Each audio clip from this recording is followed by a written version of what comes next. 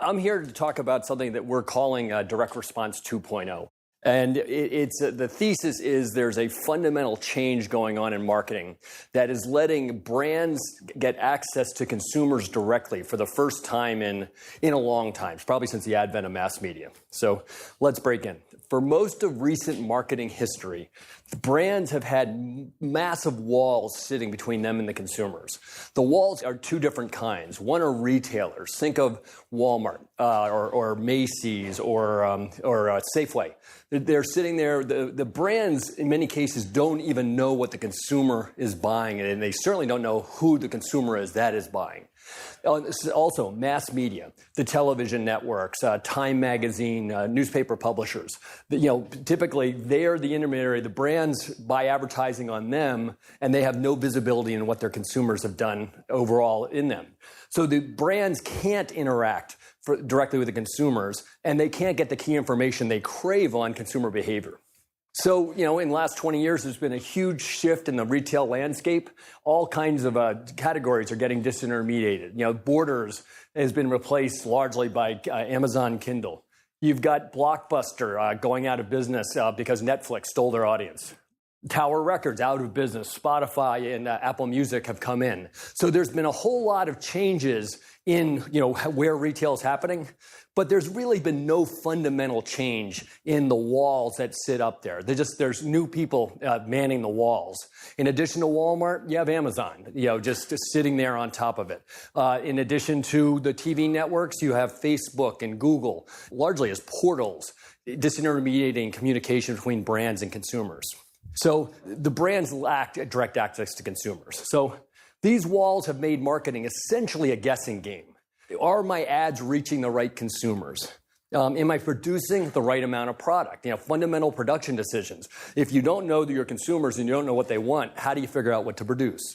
Am I wasting resources of various kinds? Marketing, is you're trying to minimize the amount of guessing that's going on, but it is historically, and at least in mass media, a complete guessing game. So we believe the retail landscape is changing finally, and these walls are coming down, which will grant brands direct access to consumers for the first time. And it's a sea change for brands. They can talk directly to consumers. They can start migrating from guessing to knowing. And for Andreessen Horowitz, we think it provides an interesting investment thesis because new companies are emerging that are taking advantage of this trend. So we coined these developments Direct Response 2.0. And today we'll talk about three different kinds. One, the rise of crowd-based social commerce. Second, the rise of promotional transparency. And third, so let's dive in, starting with social commerce. Crowdfunding has long been viewed as, kind of weird companies developing weird products.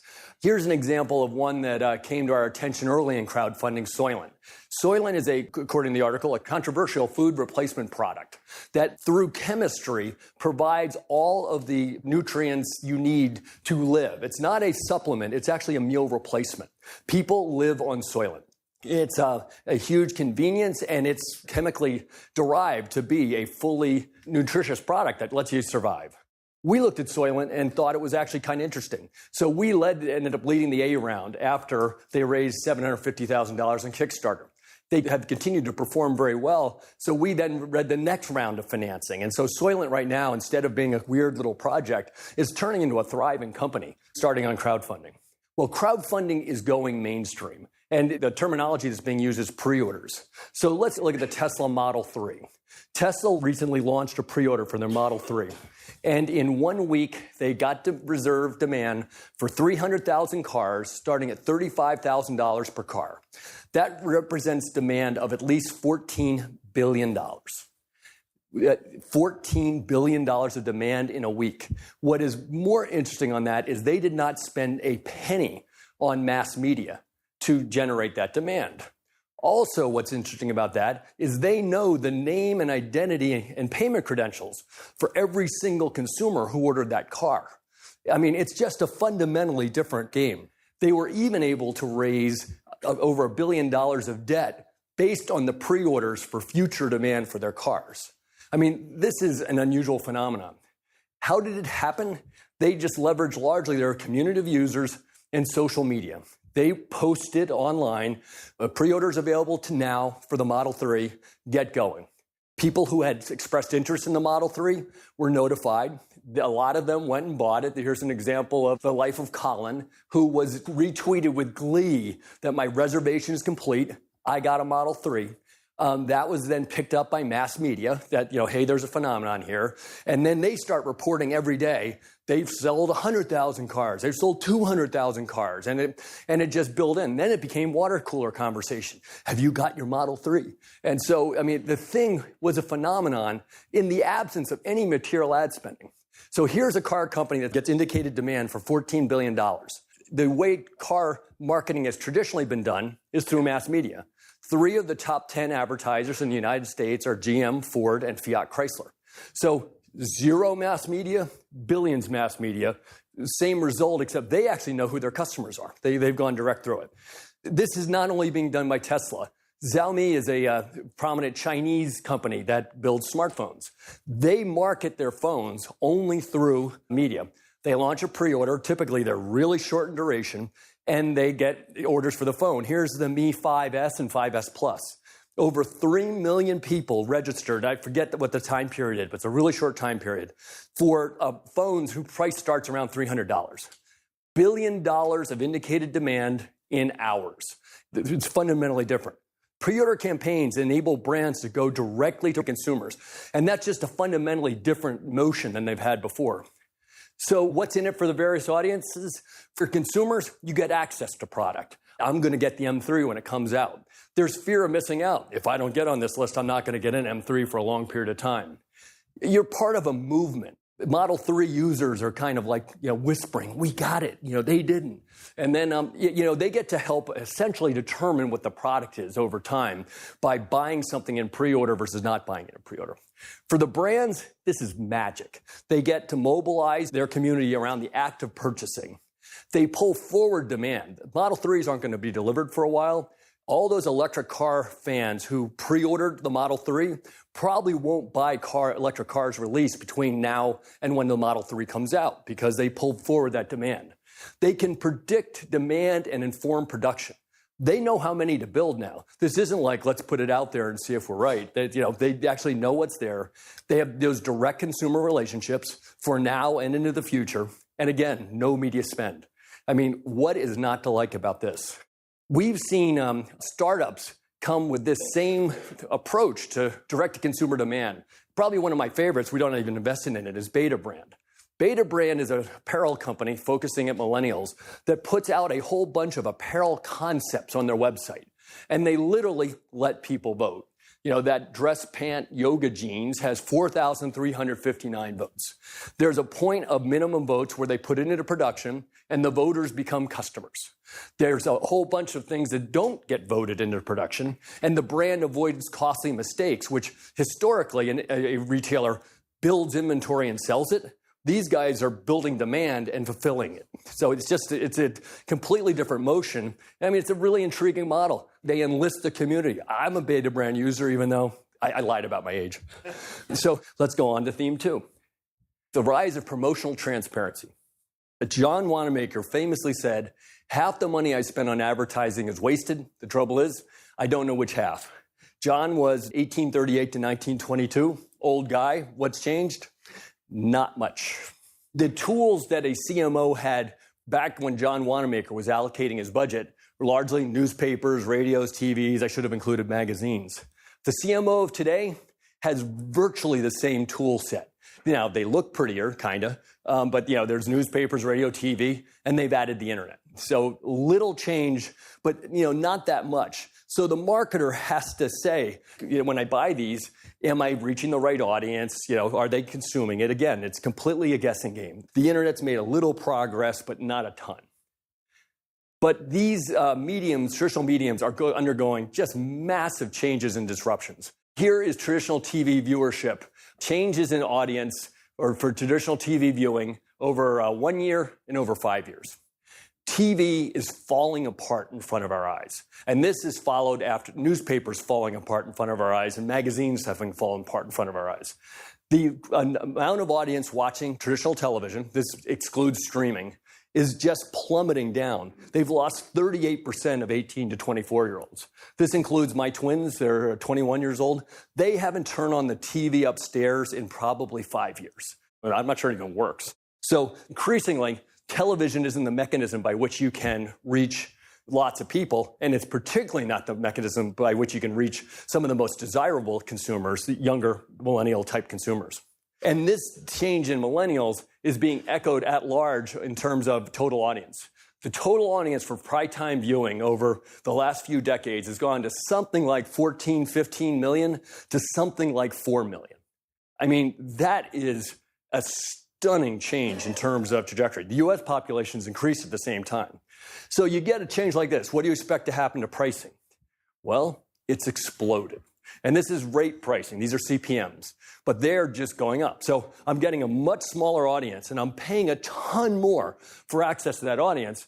And I still don't know if they're watching my ads and if they're buying and if they're doing anything. This concept's not good. What the broadcasters justify this on is reach.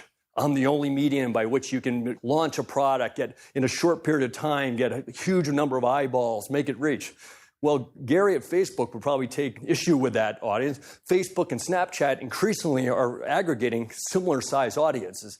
So the concept of reach isn't going to be a sustainable differentiator over time. I've been in business a long time. I've never seen anything like this. I don't think it can sustain, but we'll see. But again, new brands are emerging that are trying to give promotional transparency to brands and trying to help brands reach directly to consumers on new mediums. So this is one of our investments, Instacart. Instacart is an on-demand service that will deliver groceries in as little as an hour. They do that by partnering with the grocery chains so that the inventory at the local grocery store is what they're picking from to get you your groceries within an hour for, I think, a $5 delivery fee. I mean, it's kind of a magical service. And so, this looks a lot like a grocery store. Yeah, we got shelves, right? What's the difference? Instacart knows what a user has bought in every single visit to the grocery store. The brands have no idea what's happening at Kroger's. Instacart knows exactly what was bought by every individual. And what does that let you do? It lets you be incredibly smart about how you sell to those individuals going forward. So, they're building a set of products for CPG companies that enable them to be much smarter in approaching promotions. But, it's a fundamentally different marketing motion. So, in the past, it was spray and pray. You're buying things, you're buying end caps, you're in FSIs trying to influence grocery share. The only reason Sunday papers still exist is that big fat thing of promotional coupons that come in the middle of it. The new world, targeted. I can go after users. If I'm Pepsi and someone's buying a lot of Coke on Instacart, I can try to get them to buy Pepsi. The damnedest thing is I can see if that ad works over time. Do they change their loyalty to the wing? Did the marketing spend work? And I can target it by individual. It's performance-based then, trackable over time. It ends up being friction-free loyalty. If you know someone's buying a lot, you can reward them if you want. That information's there. It's used by millennials. So those millennials you can no longer reach on television. You can reach through some of these new services. And, it's just a level of precision that brands basically have never had. So that's promotional transparency, whole new ways of using the brains of the internet to let brands go directly to consumers. The third one, rise of experiential shopping. E-commerce, up until a few years ago, has largely been product search. Amazon is product search. Google is product search. You go to these places when you know exactly what you want and you're trying to find, where can I buy it? The whole concept of browsing and, the department store windows, all of that goes out the park. You want the hard thing about hard things before you go to Amazon in this case, and you're just trying to say, how can I get it sent to me? I know what I want. This is what we call the purchase funnel. It starts at the top where I'm exploring what I might want to buy. Then I'm discovering what I could buy. I'm researching it, and then I'm buying it. Google and Amazon play at this last step. I'm helping find. I know what I want. Tell me where I can get it. Get me the lowest price. Help me out. This leads to some egregious type of competition. So I searched for the Fitbit Blaze. Nice, hot product. It was great. What's of note is everything on here is an ad except for this little teeny part down in the bottom. The entire thing is an ad. And what's even more insidious about the ads is look at the prices. $199.95, $199.99, $199.95. Walmart's hanging out there, $198.95. Complete price transparency. And when you get complete price transparency, what you get is downward compression on prices. Because the consumer typically is looking for the lowest. If I know what I want and I can get it from 20 places, where typically would you buy it from? The one that's giving you the best deal. And so think of what's happening here. In this case, the consumer knows exactly what they want, and they're going to a place where retailers are having a war about where you're going to buy it from. So presumably somewhere higher in the funnel, Fitbit has tried to influence this behavior. So by the time they get here, they've already marketed to these consumers, and then they hit this step, and their retail partners are going to war over who buys it. This cannot be good for the margin of your product. Google spending is up. You've double marketed. You've influenced the top of the funnel. You've fought at the bottom of the funnel.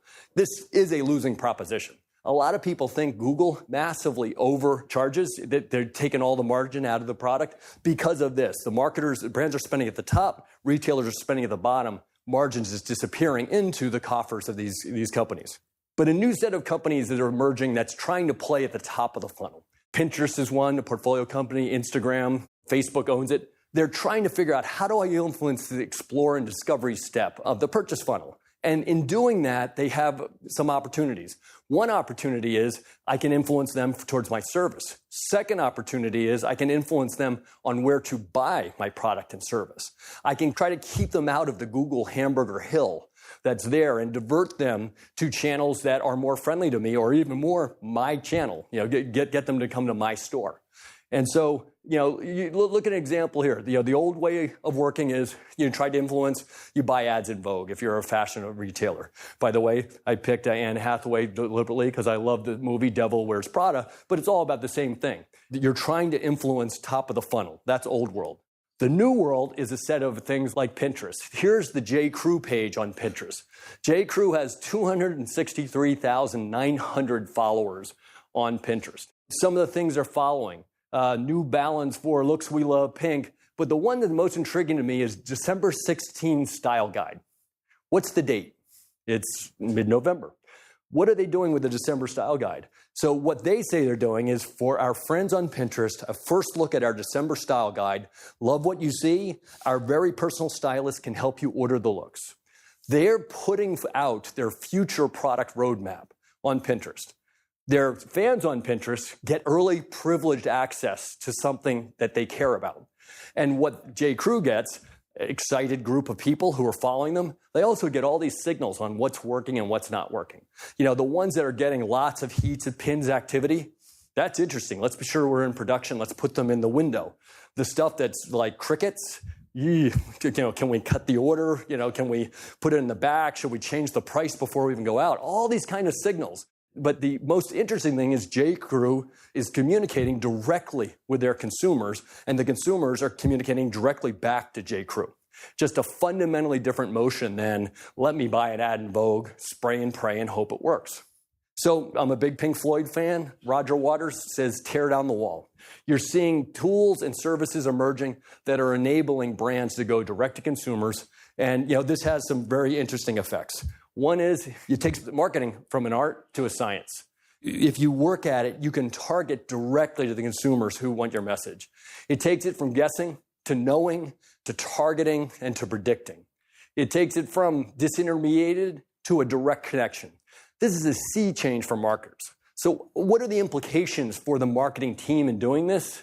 Brand marketing's changing, and you need entirely new skill sets, capabilities, and tools to take advantage of this. The traditional skill set of I buy ads on ABC and Vogue, it isn't this world.